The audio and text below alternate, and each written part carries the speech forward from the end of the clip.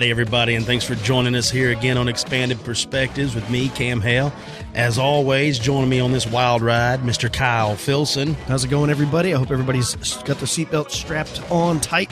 Right? We're going to have an amazing special episode today. Well, it means a whole lot to us. This is our 2-year anniversary, folks. Yep. Everybody that's been riding along for this whole time, we have hit the 2-year mark right now, and we're having a great time.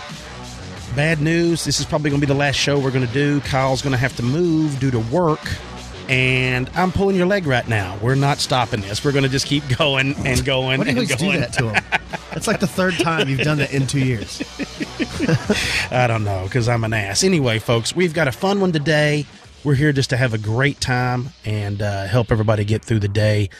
Kyle, we've been talking about some wild news, some really wild news coming up. But here's something that you and I really got excited about. Throw it at us. Yeah, it looks like they've discovered a new hominid species, the Homo Naledi, which is a new human-like species that could change our ideas on evolution. Are you aware of this? Yeah, I have seen it, and tons of the listeners have posted on our timelines and sent it to us and all that stuff. I'm stoked about it. Yeah, it's pretty crazy. They said in an unprecedented discovery, 15 partial skeletons have been unearthed from deep inside a cave in South Africa, and they've dubbed it Homo Naledi, and that's N-A-L-E-D-I, if you want to look it up yourself. And I'll put links to it in the show notes. And they said that researchers claim that these old human-like fossils suggest the discovery of a new species of hominid that could change our ideas about human evolution. Now, in a study published recently in the journal eLife, researchers described finding these skeletons of a different group of people in this cave, and it's called the Rising Star Cave. And it's a place that has already produced an abundance of other hominin fossils. And they've written in their papers, and they say that during a relatively short excavation, that their team was able to recover an extensive collection of 1,550 hominin specimens, representing nearly every element of the skeleton multiple times over. Now, Lee Berger, who's a paleoanthropologist at the University of Witwatersrand in Johannesburg, who headed up the expedition, said that with almost every bone in the body represented multiple times, Homo Naledi is already practically the best-known fossil member of our entire lineage. So they found so many in this thing that, they've got multiple bones for each bone in the body. They say that bone measurements suggest a mix of ancient ape-like and modern human qualities together. They said that it had extremely human-like legs and feet. And they said they probably had a tiny brain, simple teeth, and they had hands with curved fingers, giving them the ability to probably make basic tools. Now, the males that they found measured around 1.5 meters, while the females measured around 1.45 meters. They said it's an awesome discovery. They said they've never seen anything like this before in the fossil record. Let's listen to this clip. Homo naledi was discovered in 2013 by a team here in the Rising Star System in a chamber that we've named the Dinaledi Chamber, or Chamber of Stars. It is the most significant and extensive discovery of early human relatives of fossils ever made on the continent of Africa. More than 1,550 remains, representing more than 15 individuals, from infants to babies to toddlers to tweens, teenagers, young adults, and elderly. The species is remarkable. It's got a tiny brain, barely larger than an orange, with small teeth but that are primitive in shape. Standing across a relatively tall body, maybe 1.5 meters tall, in the males at least, females about 1.4, 1.45 meters, skinny, with human-like arms, but a ape-like thorax and chest, with a very primitive pelvis. The hands are a mix between very, very advanced human-like hands, but the fingers are curved, like very, very primitive ancient human ancestors. From mid-thigh down, it looks like a human. Long legs, human-like feet. Really a combination that we've never seen before in the fossil record. Very interesting. But now, while researchers assert that they've discovered this new human species, there's other people, Cam, in the paleoanthropology community that says, hold the phone. The paper lacks enough evidence to back that claim up. They think that they're jumping ahead. Yes. Now, Christopher Zollikofer, who's a paleoanthropologist at Zurich University in Switzerland, stated that if you look closely at the data that has been published, it doesn't really support the claims of a new species. The second problem is that there's no geological date yet. As the bones have not been given an exact geological date, some think that this Homo Naledi could be from the Homo erectus group, which roamed South Africa roughly 1.9 million years ago. He says, we know quite a bit about Homo erectus, and what we see in this Naledi site nicely fits into the variations seen in early Homo erectus. So he's not so sure that it's a new species, this Homo Naledi. He thinks that it's probably just Homo erectus again. Somebody may have just visually inspected it and said, hey, look, we've got something brand new that's never been, and it may not really be that thing. Right. Now, Berger, he argues. He says, no, that it's different than Homo erectus. He says that it's, pelvis and shoulders looks like Homo erectus, but the other bones kind of look different. So he thinks it's a new species. The verdict's still out. We won't know, but they think that we will know soon, and they're going to continue to do testing. And even Zolikofer, who says that he thinks it's Homo erectus, he says it doesn't matter. I'm just stoked that they found it because it's super intact set of bones. So he's excited either way. Yeah, he's like, I'm not here to argue. I'm just saying I don't think that's what it is. Just don't jump the gun so fast. Either way, it's awesome. It's awesome. Yeah. I can kind of agree, too, because you don't want to come out making all these big claims if you haven't had anything vetted or tested or anything like that. I mean, visually, I understand, but, you can't, to be taken seriously, you're like, I wouldn't have said anything. Of course, like we've talked about, they've had it for a while, so this is just more and more testing that they're going to have to do on it. But it's the same thing. We don't know everything about our past like everybody wants to pretend we do. Exactly. At all. And this is just another reason not to think that way. That's right, yep. Kyle, you and I jumped on board with the whole thing with Justin Wren, the big pygmy and the water 4 and all that stuff. Yes. They've got something else that just popped out. I don't know if you've seen this, but there's some Egyptians have come out with methods basically to filter seawater in minutes. Yeah, I saw that. And it's very cost effective. Really? This is what we need. They're talking about us running out of fresh water all the time. Well, now we're just going to drink up all the seawater now, so that's going to be bad. Yeah, well, and I saw that they just discovered a large body of fresh water underneath the Gobi Desert in China. Yeah. That's pretty interesting, too, Here's the thing that's cool. Now, this, of course, like I said, it comes from Phys.org. Now, there's researchers there in the university there at Alexandria, and they've actually unveiled what they call as a cost-effective desalination technology that they claim can filter highly salty water in minutes. Well, that's what we need. This is how it works. California definitely needs it. Oh, yeah, for sure. It's based on membranes that contain cellulose acetate powder that's produced there in Egypt. And the powder, in combination with these other components, basically bind salt particles as they pass through this little filter and making it, they say, very useful. Now, it says the membrane. Now, here you go. This comes from Ahmed El-Shafif. He's the associate professor of agriculture and biosystems engineering there in Alexandria University. He says the membrane we fabricated can easily be made in any laboratory using cheap ingredients, which makes it an excellent option for developing countries, which is what my favorite thing about the whole deal is. Anybody can do it. It's one of those almost like open source. We're like, hey, look, it's easy to make. It uses pervaporation, which is a technique. This is what they claim here. This is how it goes. Water is filtered through the membrane to remove large particles, then heated till it vaporizes. The vapor is then condensed to get rid of small impurities, and clean water is actually collected. There was a research paper covering this whole thing published last month in Water Science and Technology. It talks about this method and how it can be used to desalinate water.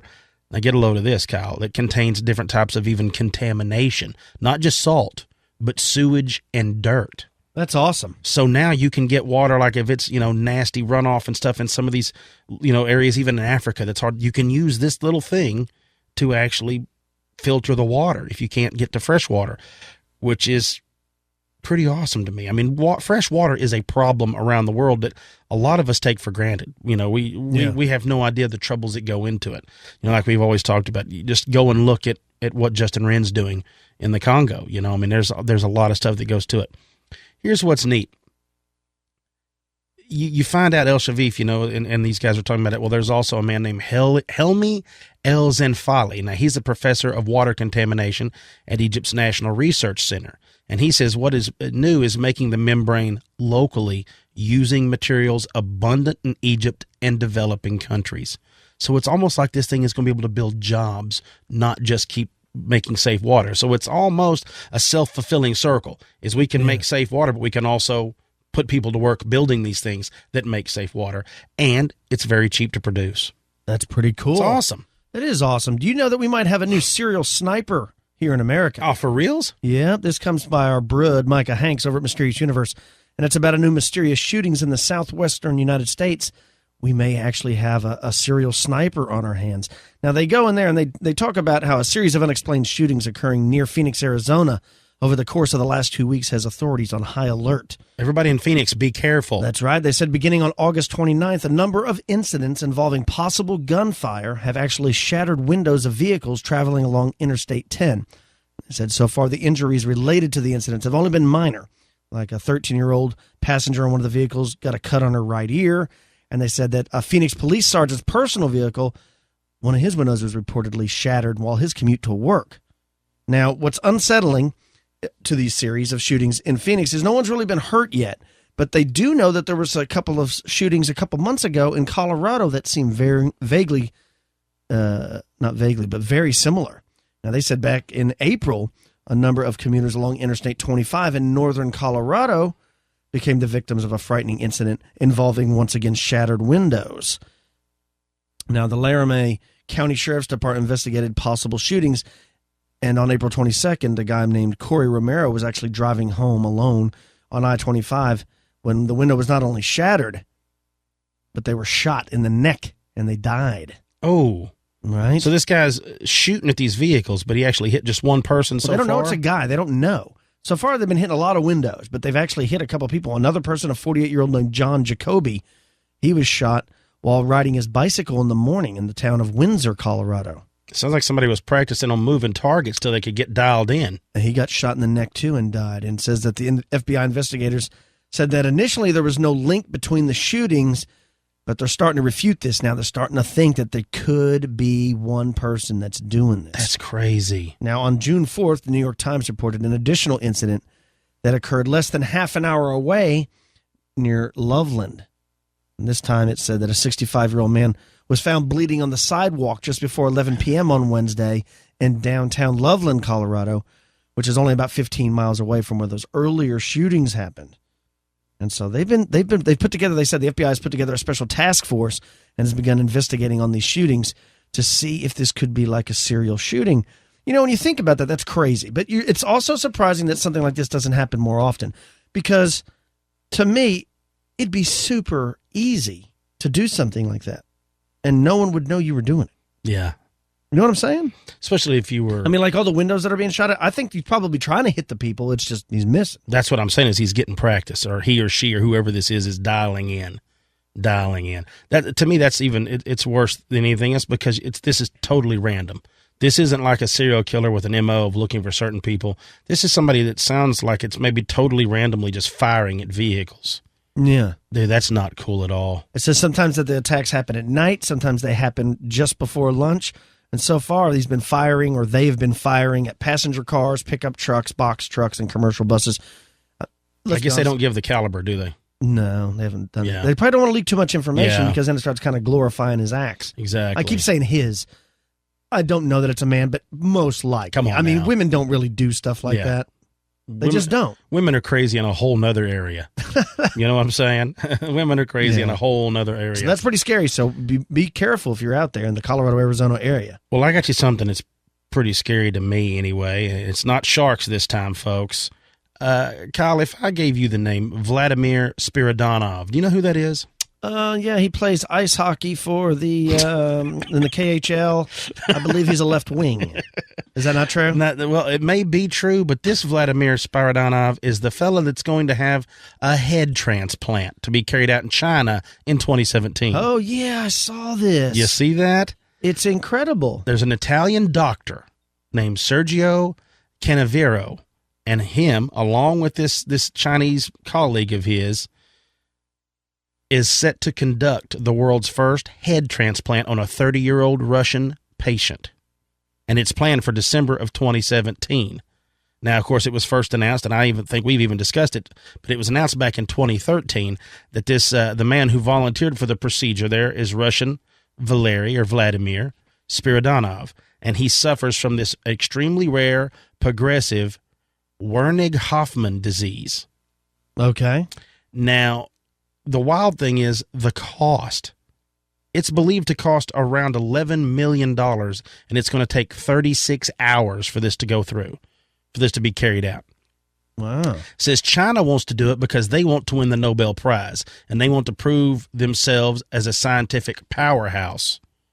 So it's basically a new space race. That's what Canavero actually explained about why his Chinese partner was so important. And we always, you and I was always laughing that they make so much knockoff stuff.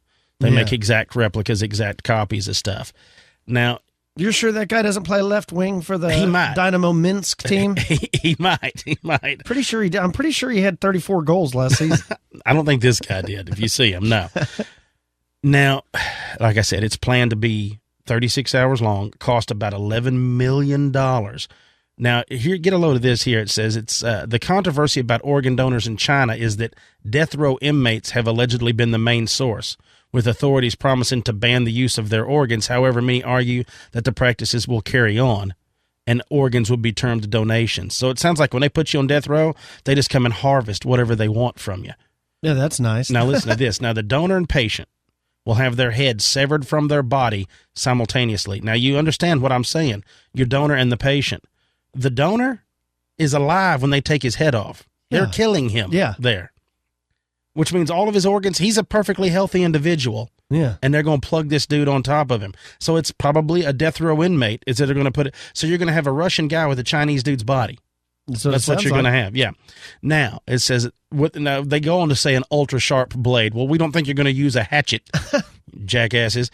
But it says then the patient's head will be attached to the donor's body with, you ready for this? Yes. Biological glue, Kyle.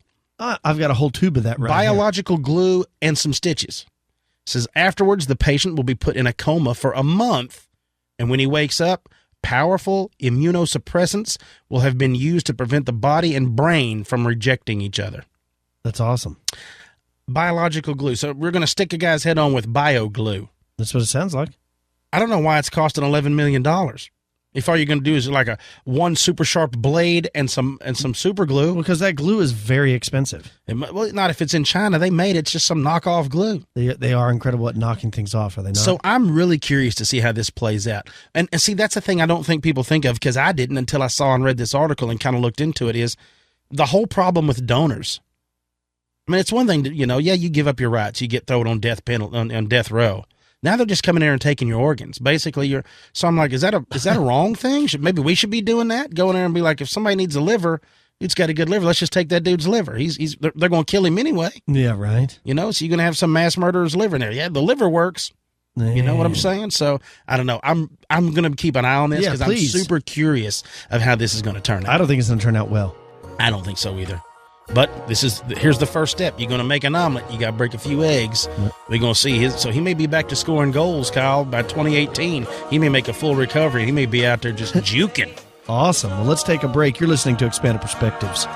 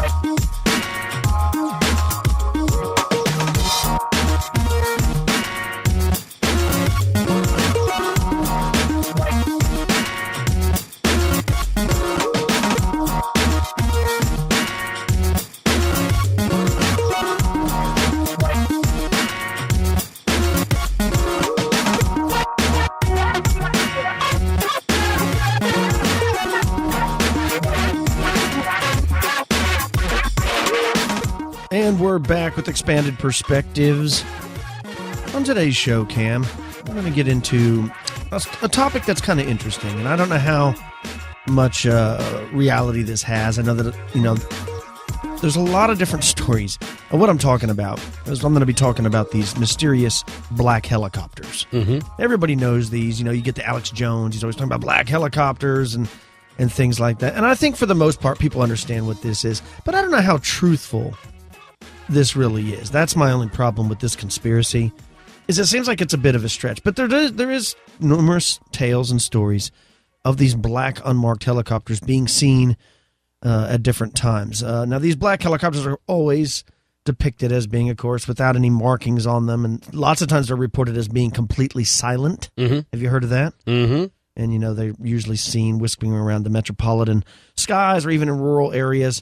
Now, some black helicopters, they say, are, these are a couple ideas people have, is that the UN is using these black helicopters to ferry troops about our nation and to place them in secret FEMA underground bases in preparation for the invasion of the United States by the New World Order. Now, you've heard of this, these Jade Helm stories. I mean, there's always these stories. Well, I saw these black helicopters. I saw transportation. I saw 150 Hummers on the railroad, and I've never seen that before. So they're obviously preparing for something. I'm like, maybe they just ordered a shipment of new Hummers. Yeah. Does that mean that's what it is? Others believe that these black helicopters are actually being used by men in black as transportation and used to intimidate those witnesses that have seen UFOs. You've heard of these. Lots of times when these UFOs are seen, shortly thereafter, people see these black helicopters. Right after sometimes it's days later, hovering over the area where the UFO was seen. Lots of times these black helicopters are incorporated with men in black showing up or military guys showing up telling people not to talk about it. So they're thinking that maybe the MIB are flying around in these black helicopters. It is strange because of that reason right there. When people spot these things, then they spot these, or when they see like a UFO, then they seem to see these black helicopters. It is that's no matter what it is, it doesn't matter. What's the odds of it always seeming to link together? What are they, like a survey helicopter? Let's just say they're like a survey helicopters is all there are. Yeah. They're using for doing something like that. Well, why does it always seem like after people see that, are they more conscious of what's in the sky? Or are these things really sinister? Is there something really going on there? It's more than just a coincidence, because I'm not so sure I believe in coincidences anymore. Well, there's a few people that actually think that the black helicopters are actually being used by the NSA to secretly spy on innocent citizens of the U.S. Now, you've heard of that before. Mm-hmm. They disguise themselves as, terrestrial transportation of some kind, but really they're doing other things. I don't know how people would know that. Helicopters fly over us all the time. I never even look at them. And hell, they don't need it. The NSA can do it with your phone and your computer now, so they don't really need a helicopter to do that work. A few of the descriptions of the black helicopters is that they're almost often reported as military-type helicopters, but there's even a few... And they're black, right? I mean, that's the first issue. Okay, I want to make sure they're always black. They're always black. Okay. They're always unmarked. They're always lacking identifying numbers, and they also lots of times are lacking of actual lights on them, other than spotlights, but not like the flying types of lights. You know what I mean? And they said that audible black helicopters have been reported, but a lot of the cases say that they're completely silent and that they have some kind of stealth technology and they're being propelled by some unconventional method, maybe anti-gravity and stuff. But, that's where it starts getting a little crazy. I mean, like a helicopter that's being lifted by anti-gravity, then what would be the point of having the propellers and everything? Exactly. You're going in a whole lot of work to just have and then when they talk about them being even completely silent, I don't know how truthful that is. I mean, I know that they have these stealth helicopters that the military uses, but I think people get the wrong idea. I don't think it's completely quiet because you can't. The propeller whipping through the air, how would you make that silent completely? How would you do that? I don't know about completely. I do know that they can adjust like the pitch and, of course, change, and it changes, I guess, the downward thrust. Yeah. But it also changes the air. But I know what you're talking about. It's because I've seen some even larger military helicopters come by now, and I don't hear them. I don't hear them like the same way. We've always discussed sound. Maybe it travels differently with different days as far as humidity, moisture, all that. It can be different. So I'm always like, well, is it really in like stealth mode, or is it just I'm not hearing it? I think with, if you take a modern day vehicle, a nice like Lexus or something, and you compare that with a vehicle from like the 60s, well, the new ones are way quieter. So I don't have any doubt that the military has been able to produce helicopters that are much quieter. Okay. Mm-hmm. I know that they do, because like when they did the mission on bin Laden, they had like a stealth helicopter that was very quiet, but it doesn't mean completely silent though. Because I don't think you can completely silence a helicopter. Simply because it's whipping those rotors through through the air. At least for what we know. What's out there now, we don't know that if you can or cannot. No, I don't know. I'm going to say you can't, but like I said, what do I know? I'm just going to say there's no way physically to make them totally silent. I wouldn't think. And I think a lot of people get it from the movies. Like, what was the movie, Blue Thunder, where they had whisper mode? Nah, he's Airwolf? dating himself now, yeah. Well, I don't know what you're talking about. I was a kid, but I remember that. Yeah. But, like in movies, they show these situations where it shows guys sniping with these suppressors on their rifles, and it like makes no noise at all. That's not really real. You've shot and gun firearms with suppressors on them. They still are pretty loud. They still make some noise. You can hear it. Yeah, they still make some sound. Especially when it shows them, like it shows like a sniper, okay? So say he's using a large, like 300 Win mag, and he's got a suppressor on, then he shoots on the movie, and it's like... Just barely. There's no way. Yeah. Because in order to shoot something, 3,000 yards away, well, you can't use subsonic ammunition for a shot that far. The bullet won't go that far. So it's still going to make a noise. I don't think people realize it doesn't matter if the gun was completely silent. The bullet is still moving faster than the speed of sound, so it makes a noise when it slows down. So anyways, back to the helicopters. Now, a lot of the sightings started back in the early 80s. And, they were always in proximity in the beginning around military installations like, of course, the world-famous Area 51. And also around like Wright-Patterson Air Base. All these, air bases where people started to see them. They can appear most of the time at night, but they have been seen during the day. And this says the most popular time that they've been seen is around dusk. They'll often travel in groups of 2 or 3, but on some occasions they've been seen up in groups as large as 20. Sometimes they'll fly at a very high speed in a very straight trajectory. Other times they seem to circle a specific area as if looking for something. Now, some witnesses have even seen them at a very low altitude, like 50 feet or lower. And some observers have also said that as soon as they try to call the police, that the helicopters fly off at a very high rate of speed, as if they were able to know somehow that the people were calling the police about it. Now, here's one thing I have to say about all that, though, is if there's a top secret military rogue group spying on you and you call the police, what are the police going to do to them? Exactly. What good does it do? Right? Now, of course, one of the most common things that happens with the black helicopters is like we were talking earlier, is that they're seen right after somebody has a UFO sighting or even starts making claims about seeing a UFO. And another thing that's been attached to a lot is cattle mutilations. Remember when we had our guest Christopher O'Brien on, and they talked a lot of times about seeing black helicopters. And I actually know someone who was a rancher, and he lives somewhere here in North Texas. And I had spoken with him years ago about it.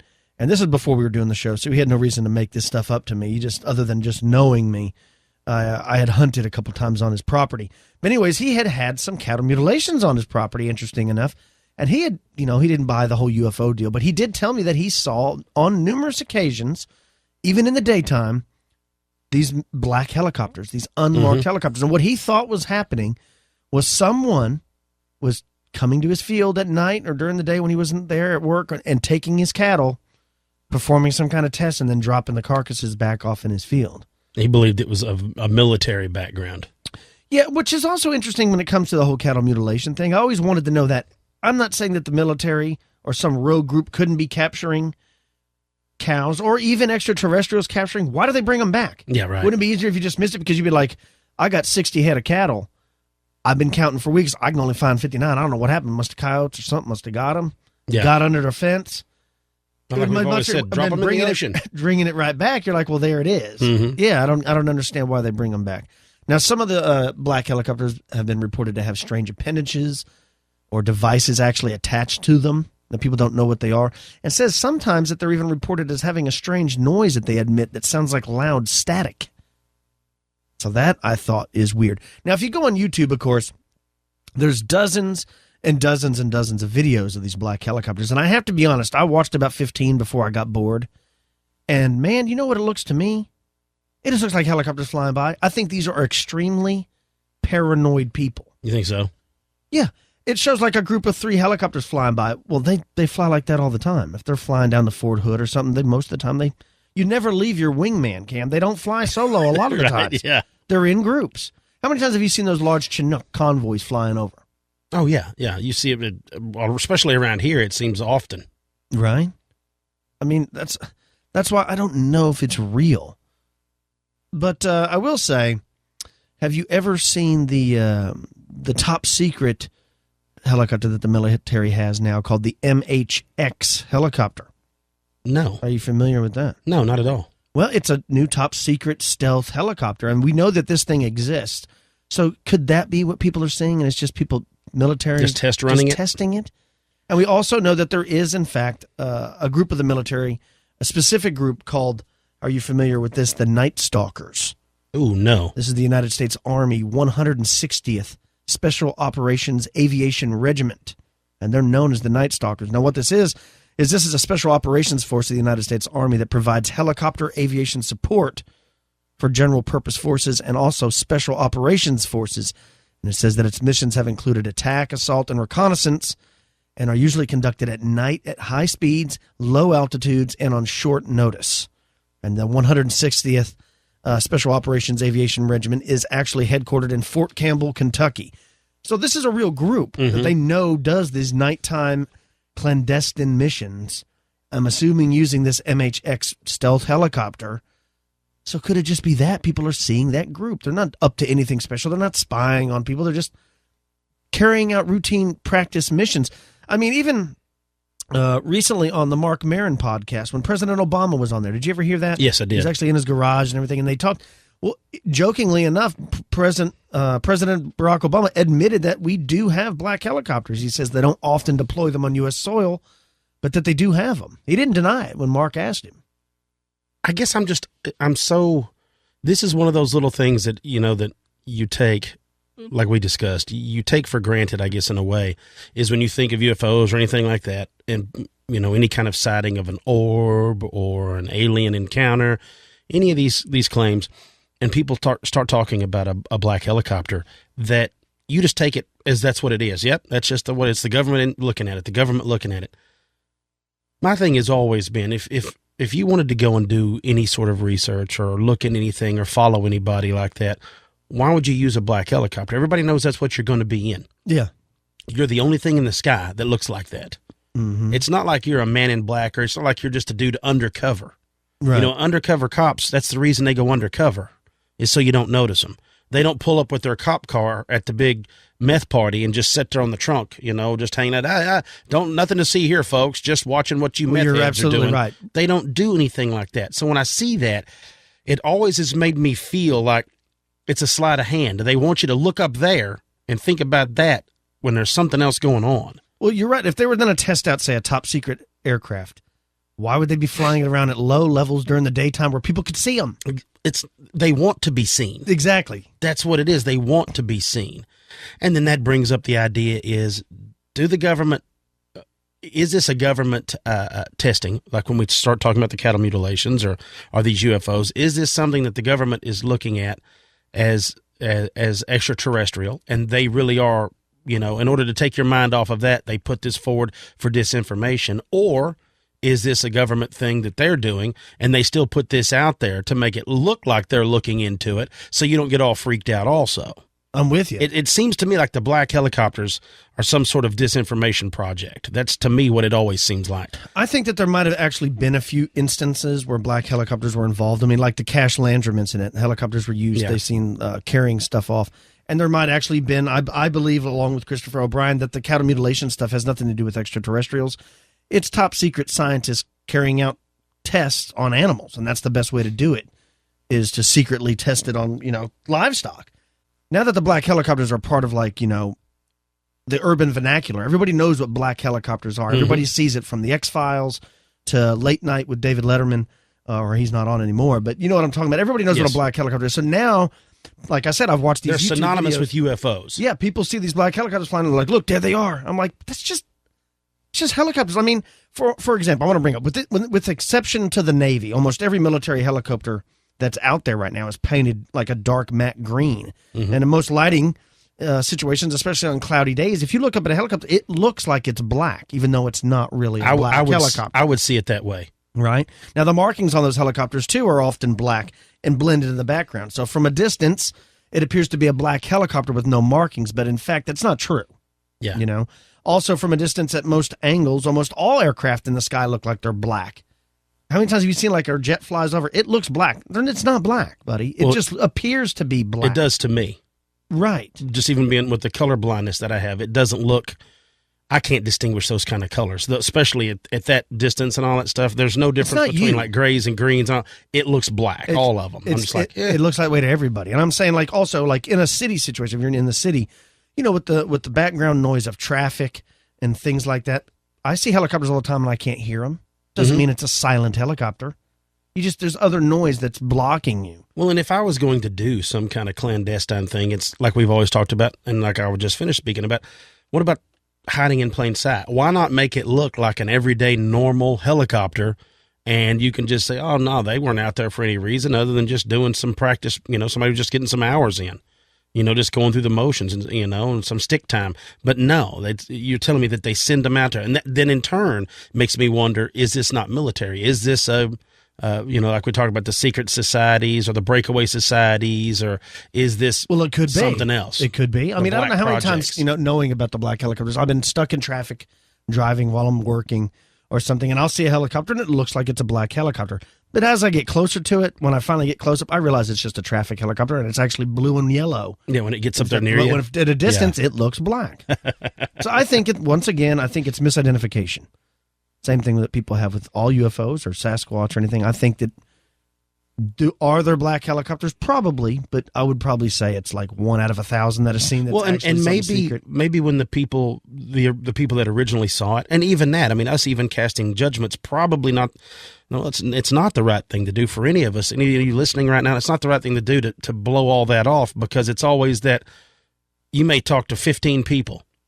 14 of them may have not really seen it but thought they did, but one of those might actually be a black helicopter with no markings that didn't make any sound, that come in there and followed something. You know what I mean? There may be something to one of those stories, and that's the reason you got to keep an open mind and keep investigating and looking into it, but not so open that your brains fall remember out. When we had Betty Andreessen on, we were interviewing her husband, remember, said that the helicopters would come over their house. Hover all the time. In fact, he had a buddy build like a replica SAM missile or something. Yes. That he put in the yard that he claims that he uncovered at the last second and the helicopter took off. Now, that's the best way to get visited by some people that you don't want to be visited by. You build like a fake wooden rocket and put it on something, swing it out. Man, I don't know how. You're like, come on, man. I mean, if we did that as a joke right now, the listeners will be able to find out whenever our pictures were in the paper. Whenever you got cuffed and stuffed for that, because you're like, wait a second. You can't even say the word bomb on a plane without them throwing you in jail. But you can build a fake rocket in your front yard and then uncover it and show it to. That'd be like you said, every time a highway patrol officer drove by, you pointed a fake gun at him. I mean, how long do you think before they'd pull over? Yeah. You'd be cuffed and stuffed. They'd shoot your ass. That's exactly what would happen. You're like, what are you doing, man? So, you know, some of the stories are crazy. I think that the black helicopter myth, it's not a myth, but I don't think it has any validity to it. I don't really think there's much there. I think that people do see from time to time military aircraft doing military things, and that's all it is. And the people that think that they're actually bugging them are paranoid people. Well, my question has always been, I could be wrong. I could totally be wrong. What are you learning by flying over in a helicopter? Right. What would be the point? What's the point? I mean, you're taking like samples of the air, you're reading radiation that's on the ground, you're reading it that far. I mean, I can understand there's a few tests you might be able to get by with, but still, after that, what's it telling you? I have no idea. What would be better than if you saw a UFO like in the sky? It never landed. It flew by, it hovered over a house, and then it left. And then a helicopter comes the next day to the same spot during the day. Well, what's it going to learn? Yeah, I have no idea. If you have any black helicopter stories of your own, please reach out to us and email your story, expandedperspectives@yahoo.com.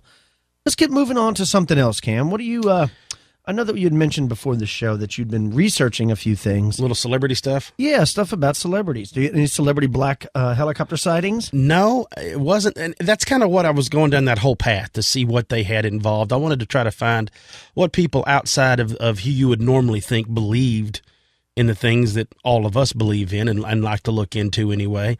And I was surprised and one case in particular is what got me going down this path. But I'm going to lead into it with a few of these other cases of people that you may not realize had something happen to them or had a sighting of some sort that kind of changed the way they think. I'll start out with everybody knows of William Shatner. Mm-hmm. Captain Kirk. Yeah. Well, he has publicly stated that he was saved by a UFO. Now, this is what he says about the incident that happened. He says that he and a few friends were riding motorcycles in the Mojave Desert. All right, doesn't really give the date when it was, but anyway, that Shatner had stopped to take a water break. Right. Well, his friends figured that, Shatner would move up and catch up with them. They just kept going, but he couldn't get the bike to start again. And after that, he was out of water, the whole thing, talking about how hot it was in the middle of the day out there. His friends drove off. They're just riding. They never really paid any attention. Well, apparently he collapsed from this, kind of like a heat stroke in a way, just went down. But he had reportedly had spotted a UFO in the sky, and he says that it actually propelled him to walk in a certain direction, pointed him, what he was saying. I don't know if it was contacting him or what, but he started following like the North Star, it appeared. Yeah.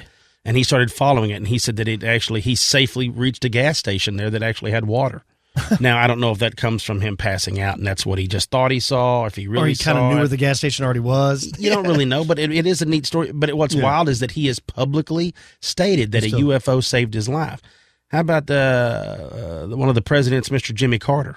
Yeah, I knew that he said that he's in '69. Mm-hmm. He said he was actually waiting outside of a Lions Club, getting ready to go in and attend a meeting there in Georgia, Leary, Georgia, to be exact. And he said there were 10 other men with him, and that they had all looked up into the sky and actually saw what they described as a very brilliant light.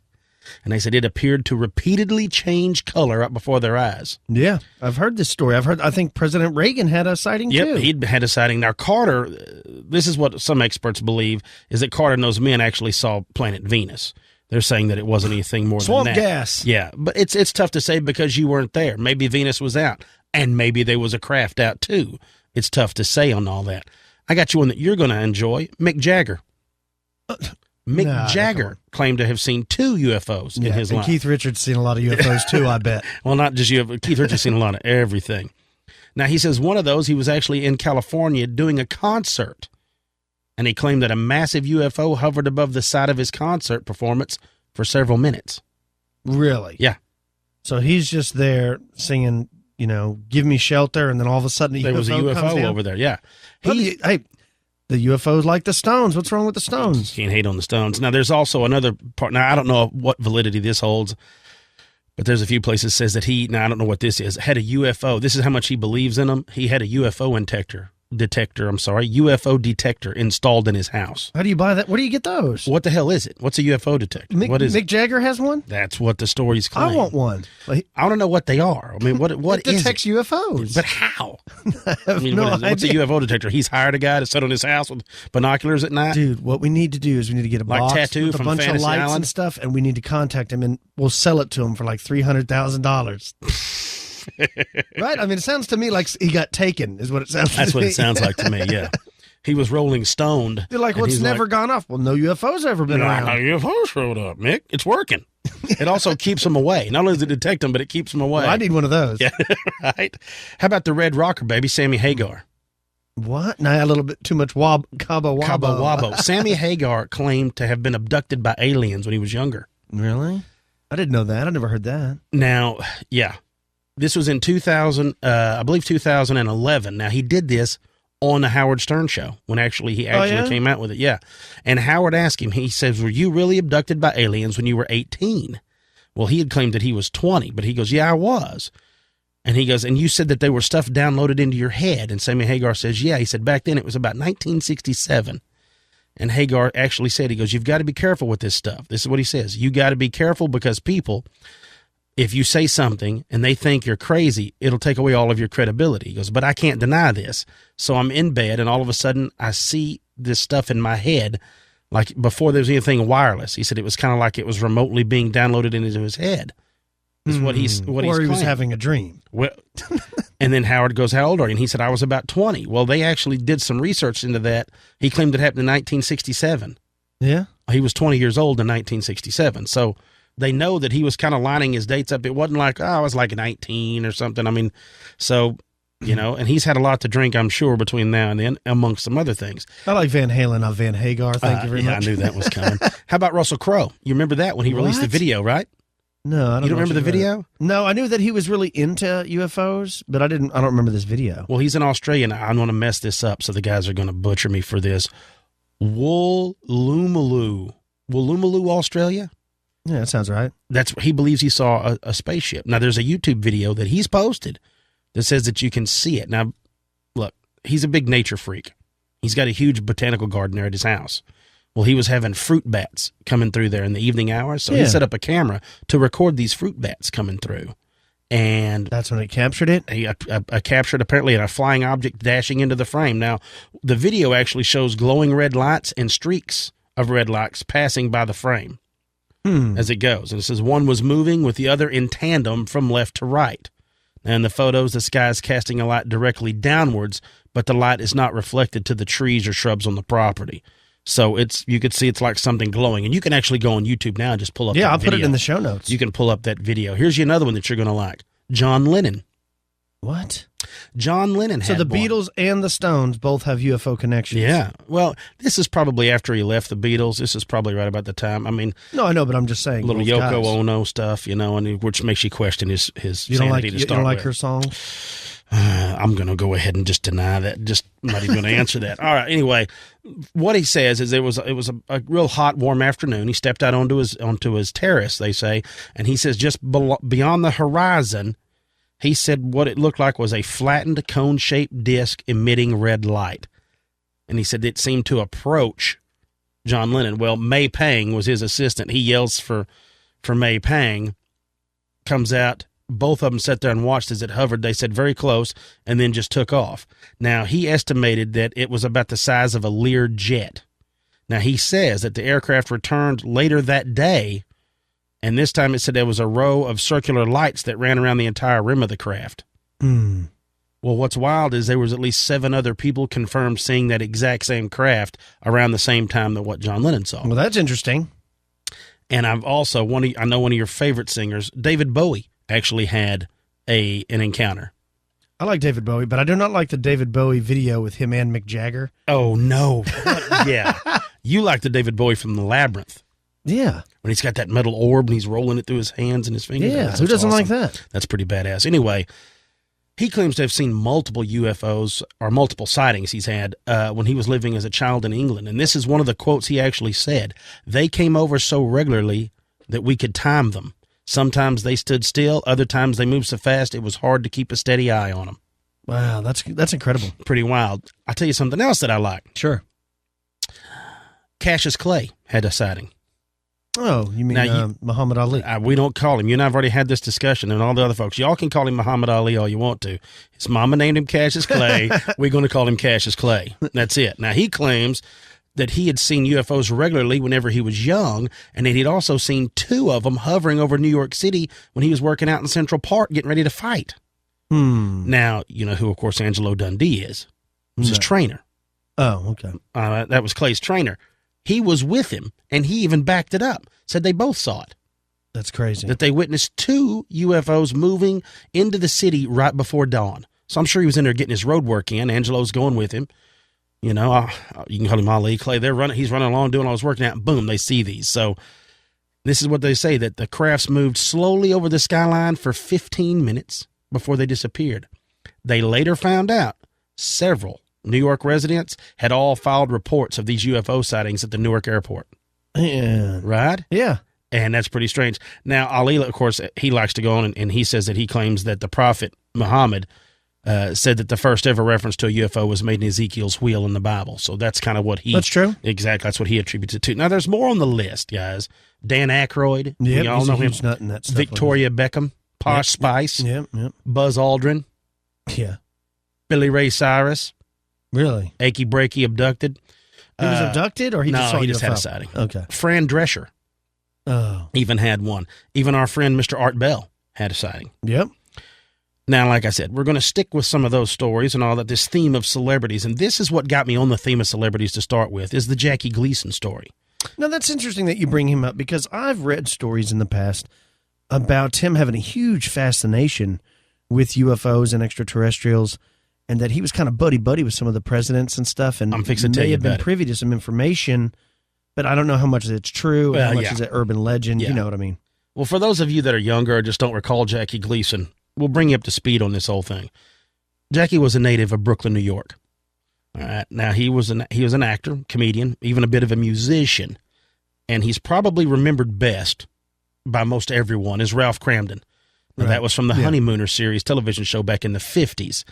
Also, those of you that really love billiards and love Paul Newman movies, if you remember the movie The Hustler, Jackie played Minnesota Fats. Yep. That was one of the best things he'd ever, to me, that's one of his greatest characters. Great movie. But to me personally, my favorite all-time character of Jackie's was Buford T. Justice from the Smokey and the Bandit movies. Yeah. All right, now that was great. The old Burt Reynolds movies, that was great.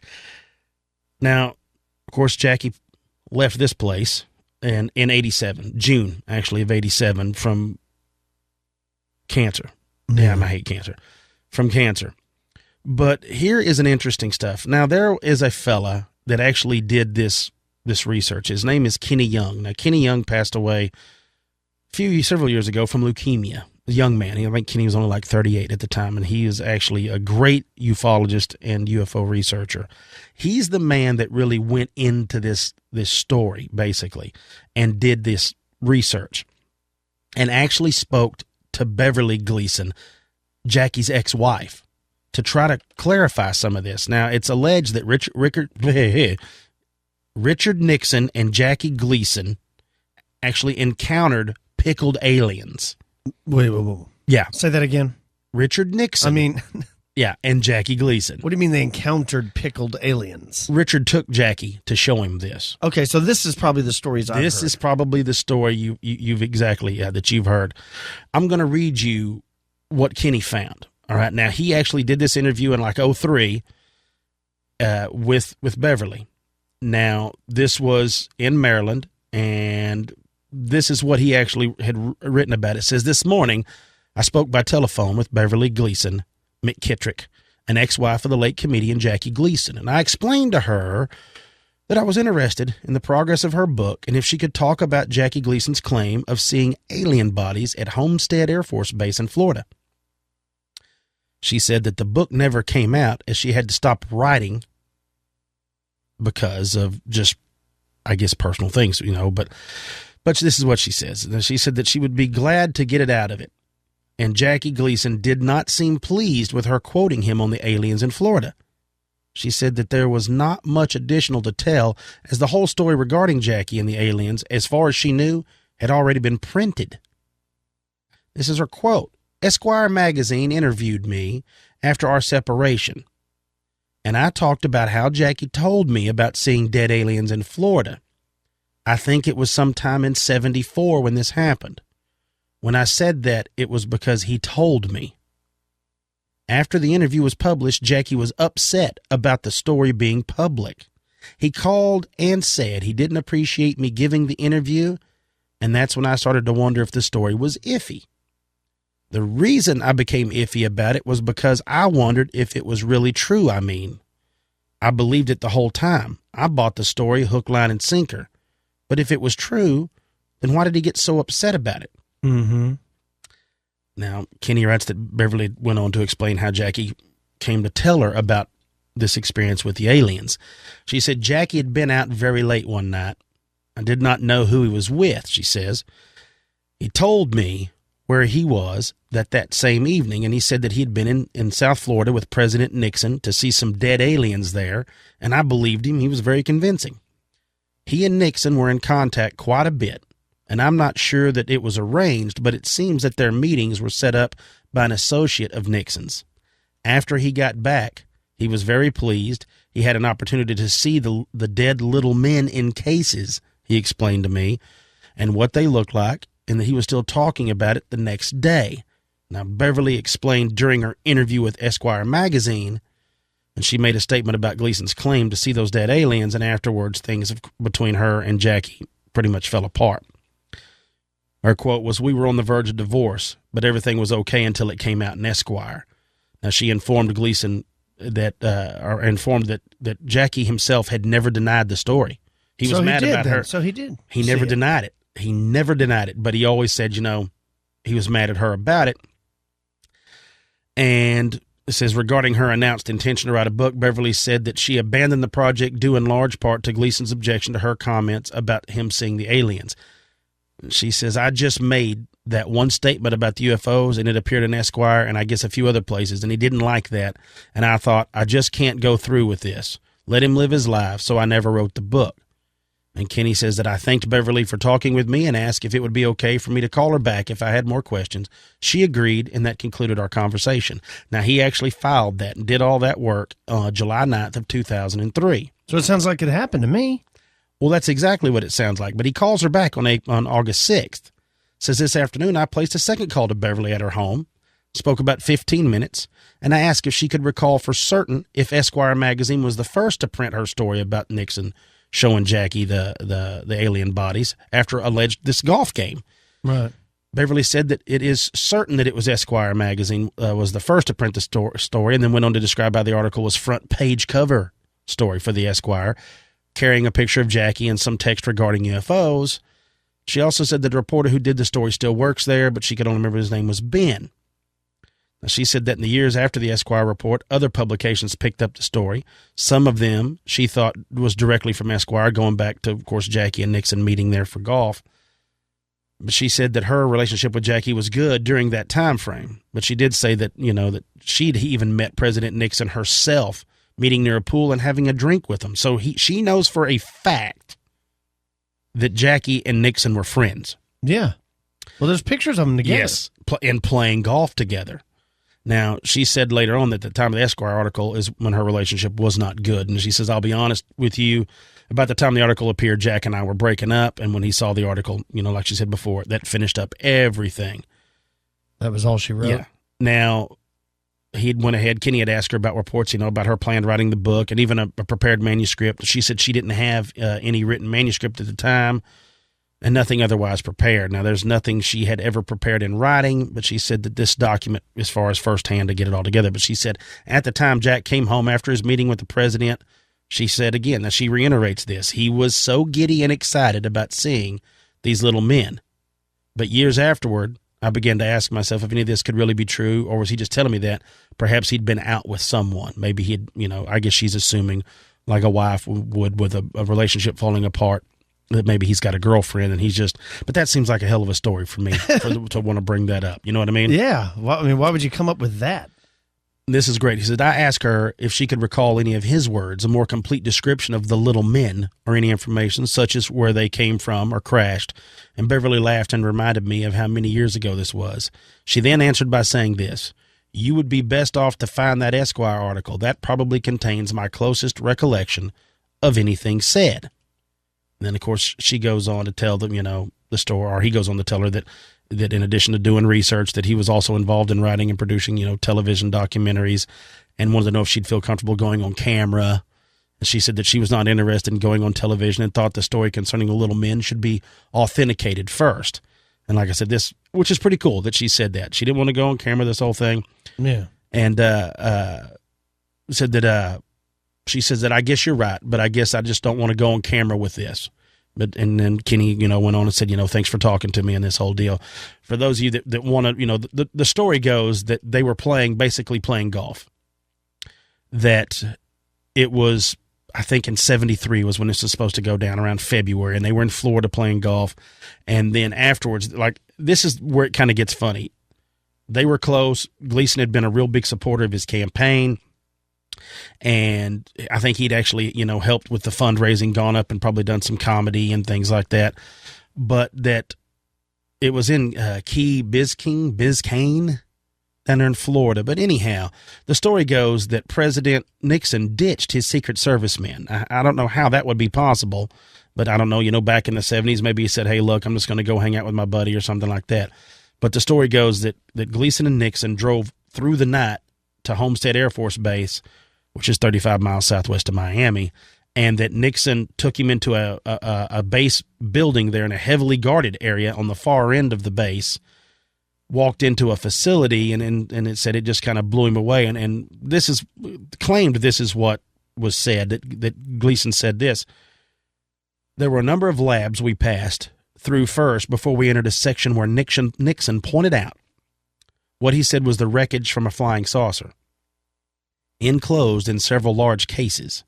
Now, next, we went into an inner chamber, and there were 6 or 8 of what looked like glass-topped Coke freezers. Inside them were the mangled remains of what I took to be children. Now, that's what he thought. Now, these are, of course, what we've gone on to people think are the little people or the little green men from space, things like that. Yeah. But it goes back into, like what we were just talking about. He told his wife at the time, or soon-to-be ex-wife, told her all this, and then she kind of betrayed his trust or whatnot, whenever she told this story. But like it says, he never denied it. That's what it goes on, never denying it. I will say this. If you do a little research into this, I'm not sure any of this is true. Now, I'm not saying that Kenny, what Mr. Young did wasn't true. I'm not saying that wasn't true, but from what I understand, people have tried to do some research into the archives of the Esquire's paper, and the National Enquirer was allegedly, it even ran one in 83, I believe. Nobody can seem to find these printings.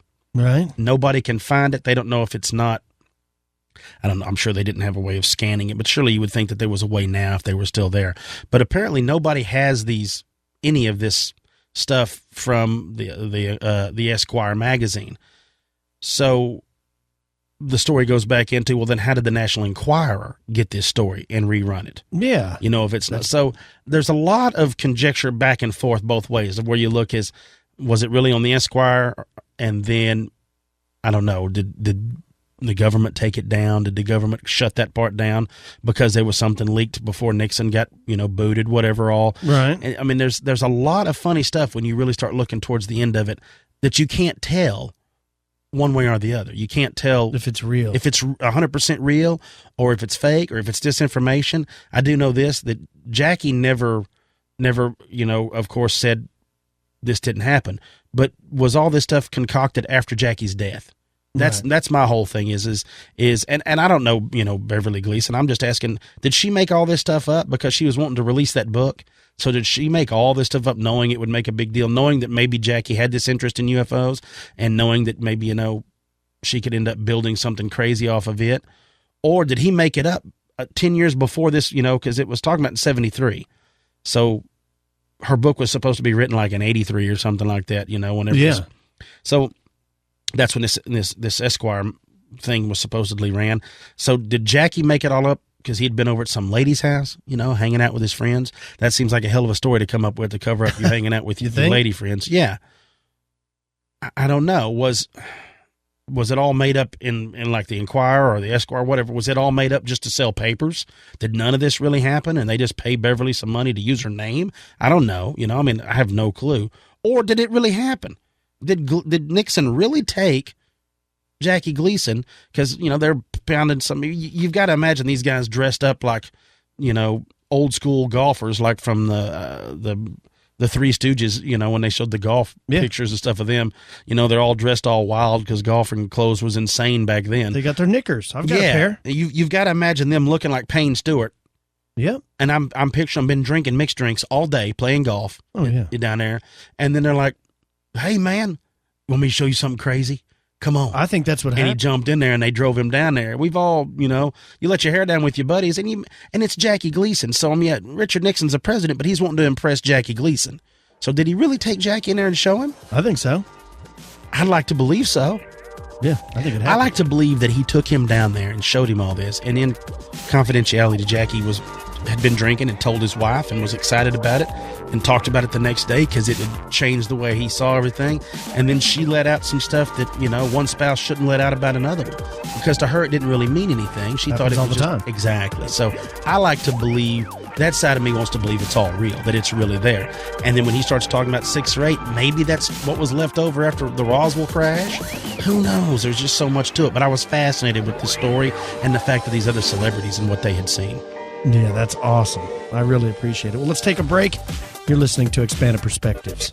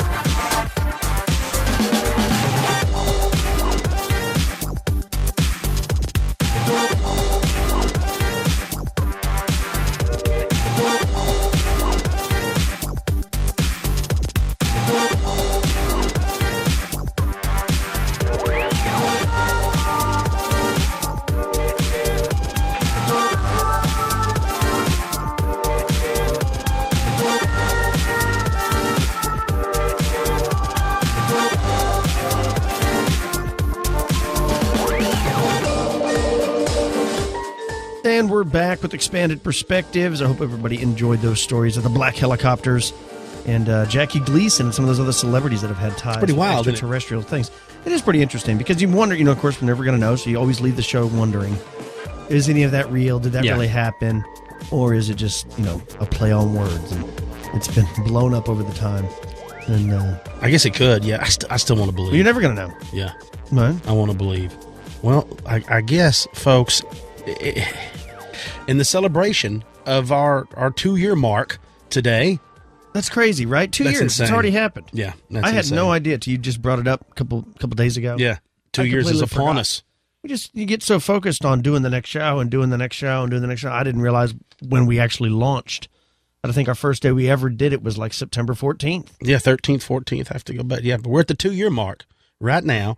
And we're going to do some shout-outs. We're going to do some shout-outs for our recent reviews that have been sent in. Thanks, everybody, so very, very much for reviewing the show. Yeah, we really appreciate it. It helps us out. Yes, when people are searching podcasts to listen to, if they see a show that's highly reviewed, it's going to lead them to listen. It keeps us up in the rankings, too, so we're always there on the fresh page. So if you haven't written a review, please go to iTunes and do so. But let's start in different parts of the world. I'm going to go to our friends in Australia.